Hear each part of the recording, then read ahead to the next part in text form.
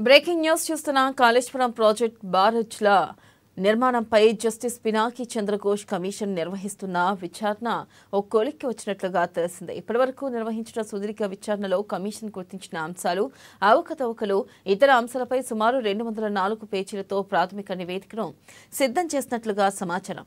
ఇక నివేదికలో దాదాపు 12 అధ్యయనాల వివరాలు ఉన్నట్లు తెలిసింది.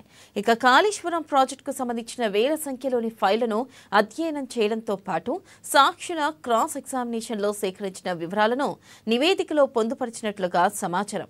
ఇప్పటికే పలు దఫాలుగా క్రాస్ ఎగ్జామినేషన్ నిర్వహించి 80 మందికి పైగా ఇంజనీర్లు, ఐఏఎస్, మాజీ ఐఏఎస్ అధికారులను ప్రశ్నించిన పీసీ ఘోష్ కమిషన్ నేటి నుంచి మరో దఫా క్రాస్ ఎగ్జామినేషన్ ప్రక్రియను ప్రారంభించనుంది. ఇక తొలి రోజు రాష్ట్ర ఆర్థిక శాఖ ప్రత్యేక ప్రధాన కార్యదర్శి కె రామకృష్ణారావును ప్రశ్నించనుంది.